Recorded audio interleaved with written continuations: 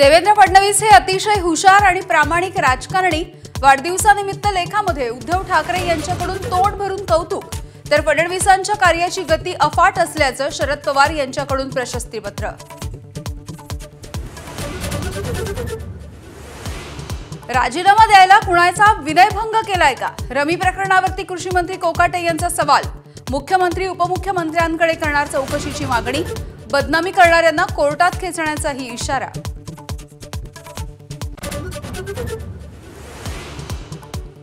पीक विम्याच्या वादग्रस्त वक्तव्यावरती स्पष्टीकरण देताना कोकाटेंची जीभ पुन्हा एकदा घसरली। शेतकरी नाही तर सरकारच भिकारी असल्याचं केलं वादग्रस्त वक्तव्य। सावली बारच्या पाठोपाठ सावित्री नदीमधील गाळ उपशावरूनही अनिल परब यांचे योगेश कदम यांच्यावरती गंभीर आरोप। फडणवीसांनी योगेश कदमांचा राजीनामा घ्यावा, नाहीतर कोर्टात जाण्याचा इशारा।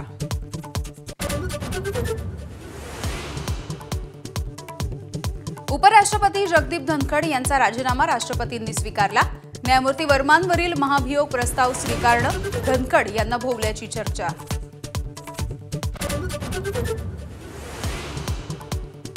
बीडमधल्या मस्साजोगचे सरपंच संतोष देशमुख हत्या प्रकरणाची पुढील सुनावणी 4 ऑगस्टला। वाल्मिक कराडचा दोषमुक्तीचा अर्ज न्यायालयाने फेटाळला। उज्ज्वल निकम यांची माहिती। 2006 मधील मुंबई साखळी स्फोटाच्या संदर्भात हायकोर्टाच्या निकालाला सरकारचं सर्वोच्च न्यायालयामध्ये तातडीनं आव्हान।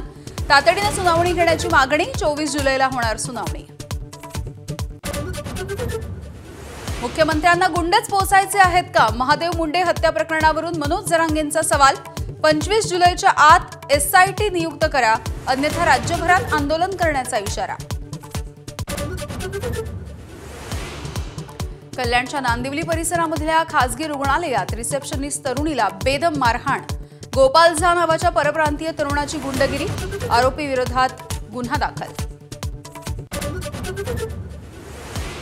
विदर्भ आणि मराठवाड्यामधल्या अनेक जिल्ह्यांमध्ये मुसळधार पाऊस। नदी ओढे दुथडी भरून। वाशिम, बुलढाणा, हिंगोली, जालना, परभणीमध्ये पूरस्थिती। अनेक मार्ग बंद। भारतीय वायुदल यावर्षी सप्टेंबरपर्यंत सर्व MiG-21 विमानं निवृत्त करणार। तेजस मार्क 1A हे विमान घेणार MiG-21 ची जागा।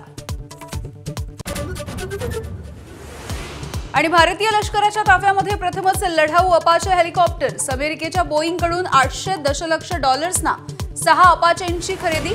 3 हेलिकॉप्टर्सची पहिली खेप देशात दाखल। ABP माझा, उघडा डोळे बघा नीट।